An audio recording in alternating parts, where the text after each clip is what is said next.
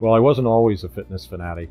Prior to becoming one, I was like so many people. I was a dad and had a career and what have you. I was in my mid-30s and I was at that time 238 pounds and a smoker, smoked 2.5 packs a day, and had thrown my energies into my work and my family and community activities, but I'd really neglected my own wellness. And it was a little wake-up call at a local fun run that kind of gave me the motivation to get started. I had to do a little 2K run with my youngest son, and when I finished, I just barely made it to the finish line in what I call a smiling and upright position, and it gave me the motivation that I better do something. So after that, under the cover of darkness, I used to get up every morning so the neighbors couldn't see this chubby little guy going around the block exercising. And I started walking and running and doing combinations of that, and then eventually ran some 10Ks and then marathons and the Ironman, and then the rest is kind of history. Because I started the running room because people kept asking me, can I do this? How did you do this? And I said, anybody can do that. And that's why we started the running room, and now the walking room is to show people that taking control of your life you can do. The onus is on you as an individual.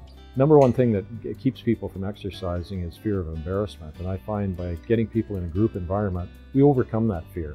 And what's really important is to start people on a gentle yet progressive program.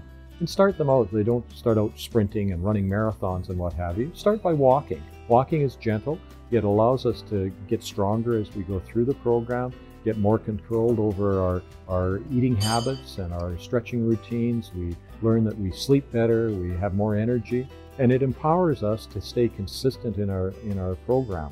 The number one exercise in North America right now is walking. It's highly underrated as a great exercise. The best exercise for people to get started at is walking because it has the lowest dropout rate. People who start a walking program are more likely to be consistent and maintain that exercise routine lifelong.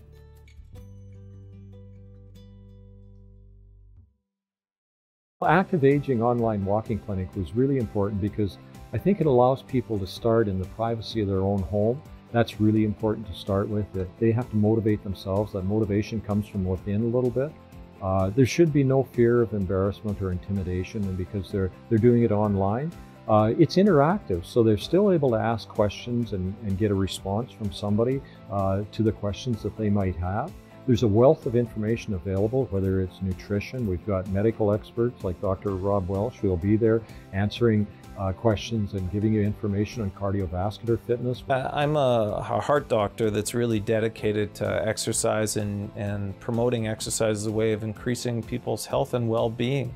So I'm happy to be involved with this innovative program and link in the medical knowledge with the exercise knowledge of someone like John Stanton. Even a modest amount of physical activity slows the weight gain process, helps you maintain an ideal body weight, helps control blood pressure so you don't get exposed to high blood pressure, helps improve your cholesterol profile so the good cholesterol goes up, the bad cholesterol goes down, and helps prevent diabetes, another major risk factor for heart disease. We focus a lot on the heart protective benefits of exercise, but the truth is that people that exercise feel better, have a better sense of well-being, and it's good for reducing your risk of cardiovascular disease, including heart attacks and strokes. There are simple things that everyone can do in Canada to improve their health and wellness.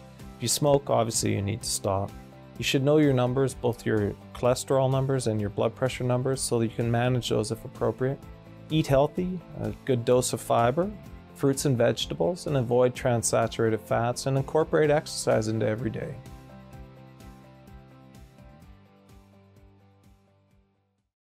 Well, the Active Aging Clinic is really targeted for anybody, that's looking at improving their own wellness. And in Canada, we have two main groups that we're concerned about. The aging baby boomer at one end of the group, and we have children at the other end. And obesity rates are on the rise, and some diseases like diabetes are out of control in those two groups. One of the things we can do in that middle group particularly is show people that by good mentorship, what exercise, lifestyle choices, and working with your family physician can really equate to long-term benefits for everybody, for society as a whole. Well, if people are interested and they'd like to sign up about this Active Aging program, they can go to active-aging.ca. They can get information on the program. They can also sign up, and they can sign up also for the program, but also for a lifelong life of fitness and wellness.